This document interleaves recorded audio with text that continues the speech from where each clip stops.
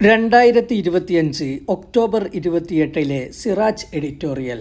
ലോകബാങ്കും കേരളത്തിന്റെ ആരോഗ്യവും. ആരോഗ്യമേഖലയിൽ കേരളത്തിന്റെ മുന്നേറ്റത്തിന് ഗതിവേഗം വർദ്ധിപ്പിക്കുന്നതിന് ലോകബാങ്കിന്റെ പിന്തുണ.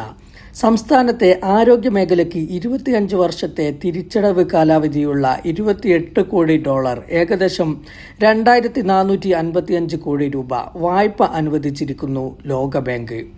ആരോഗ്യരംഗത്തെ പുതിയ വെല്ലുവിളികളെ അതിജീവിക്കാൻ ആരോഗ്യവകുപ്പ് ആസൂത്രണം ചെയ്ത Kerala health system improvement programme നടപ്പാക്കുന്നതിനാണ് വായ്പ. കിടപ്പ് രോഗികൾക്ക് വീടുകളിൽ ചികിത്സാ സൗകര്യം ലഭ്യമാക്കുന്നത് ഉൾപ്പെടെ ദുർബലരായ വയോജനങ്ങൾക്ക് സമഗ്ര ആരോഗ്യ സേവനങ്ങൾ, കാലാവസ്ഥാ വ്യതിയാനങ്ങളെ അതിജീവിക്കാനാകുന്ന ആരോഗ്യ സംവിധാനം, പ്രാഥമികാരോഗ്യ കേന്ദ്രങ്ങൾ മുതൽ മെഡിക്കൽ കോളേജുകൾ വരെ എല്ലാ തലങ്ങളിലും ചികിത്സയുടെ ഗുണനിലവാരം ഉയർത്തൽ, പ്രമേഹം, രക്തസമ്മർദ്ദം, ഹൃദ്രോഗം തുടങ്ങി ജീവിതശൈലീ രോഗങ്ങളെ നേരത്തെ കണ്ടെത്തി പ്രതിരോധിക്കുക, ഡിജിറ്റൽ ഹെൽത്ത് സംവിധാനങ്ങൾ ഹെൽത്ത് കൂടുതൽ വ്യാപിപ്പിക്കുക തുടങ്ങിയവയാണ് പദ്ധതിക്ക് കീഴിൽ വിഭാവനം ചെയ്യുന്നത്.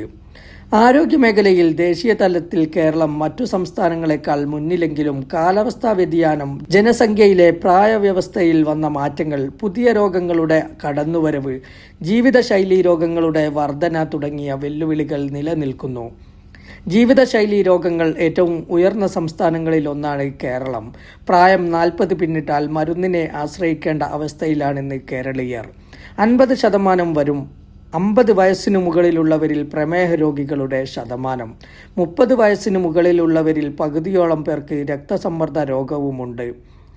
അമിതവണ്ണവും കൊളസ്ട്രോളും നഗരവാസികളിലും ഗ്രാമവാസികളിലും ഒരുപോലെ വർദ്ധിച്ചു വരുന്നു.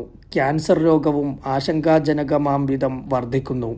ദേശീയ ശരാശരി പുരുഷന്മാരിൽ 1,105,000-ഉം സ്ത്രീകളിൽ 103-ഉമാണ് ക്യാൻസർ രോഗികളുടെ എണ്ണമെങ്കിൽ കേരളത്തിൽ ഇത് 243-ഉം 219-ഉം ആണ്. സംസ്ഥാനത്തെ ആകെ മരണങ്ങളിൽ 70-75% ജീവിതശൈലീ രോഗങ്ങൾ മൂലമാണെന്നാണ് പഠനങ്ങൾ കാണിക്കുന്നത്. കോവിഡ് മഹാമാരിയും നിപ്പയും കേരളത്തിന് പാഠമായിരുന്നു. സംസ്ഥാന ആരോഗ്യവകുപ്പിന്റെ സംവിധാനങ്ങൾ മികച്ചതായിട്ടും വൈറസ് പകർച്ചയുടെ വേഗവും അത് ഉയർത്തിവിട്ട സാമൂഹിക ഭീതിയും മാനസിക പ്രത്യാഘാതങ്ങളും കേരളീയരെ വല്ലാതെ ആശങ്കയിലായിത്തി. കാലാവസ്ഥാ വ്യതിയാനം മൂലവും മറ്റും ബാധിക്കുന്ന പകർച്ചവ്യാധികൾക്കും വൈറസ് വകഭേദങ്ങൾക്കും മുൻകരുതൽ സംവിധാനങ്ങൾ ആവശ്യമാണെന്ന ബോധ്യത്തിലേക്ക് അധികൃതരെ ഇതെത്തിച്ചു. ഈ പശ്ചാത്തലത്തിൽ ആരോഗ്യവകുപ്പ് ആസൂത്രണം ചെയ്ത പദ്ധതിയാണ് Kerala health system improvement programme.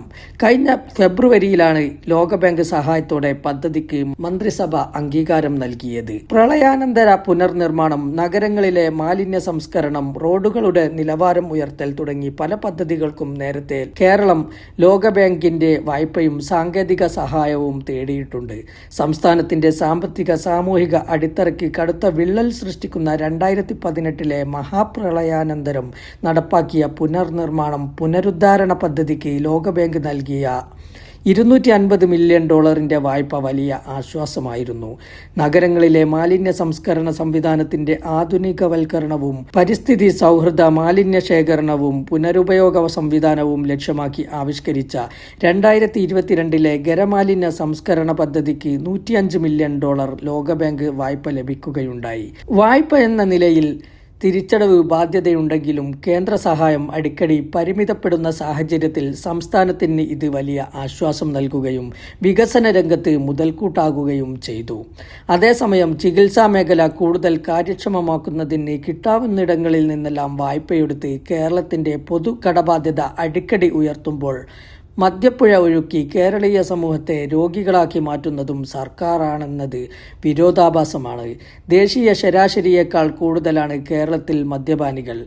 Beverages കോർപ്പറേഷനാണ് അഥവാ സർക്കാർ തന്നെയാണ് മദ്യക്കച്ചവടം നടത്തുന്നത്. സംസ്ഥാനത്ത് ദിനംപ്രതി ശരാശരി 6 ലക്ഷം ലിറ്റർ മദ്യം വിറ്റഴിയുന്നുണ്ടെന്നാണ് കണക്ക്. ഹൃദ്രോഗം, കരളുമായി ബന്ധപ്പെട്ട രോഗങ്ങൾ, ഓർമ്മക്ഷയം, വിഷാദം, ആത്മഹത്യാ ചിന്ത, ക്യാൻസർ തുടങ്ങി മദ്യപാനം സൃഷ്ടിക്കുന്ന രോഗങ്ങൾ നിരവധിയാണ്. മനുഷ്യ ശരീരത്തിലെ ഏതാണ്ടെല്ലാ അവയവങ്ങളെയും ദീർഘകാലം ബാധിക്കുന്ന നിശബ്ദ വിഷമാണ് മദ്യമെന്നാണ് ആരോഗ്യ വിദഗ്ധരുടെ മുന്നറിയിപ്പ്. കേരളത്തെ മദ്യമുക്തമാക്കുകയാണ് ആരോഗ്യമുള്ള കേരളീയ സമൂഹത്തെ സൃഷ്ടിക്കാൻ പ്രഥമമായി വേണ്ടത്.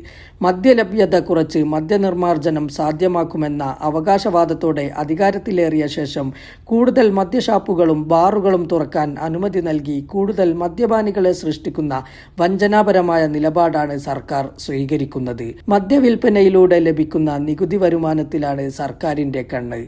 എന്നാൽ മദ്യപാനം സൃഷ്ടിക്കുന്ന രോഗങ്ങൾക്കുള്ള ചികിത്സാ ചെലവ്, കുടുംബ ശൈഥില്യം, ആത്മഹത്യകൾ തുടങ്ങിയവ കൂട്ടിയാൽ മദ്യവിൽപ്പനയിൽ നിന്ന് നേടുന്ന വരുമാനത്തെ കവച്ചുവെക്കുന്ന നഷ്ടം സംസ്ഥാനത്തിന് സംഭവിക്കുന്നുവെന്നാണ് ആരോഗ്യ വിദഗ്ധരുടെ വിലയിരുത്തൽ.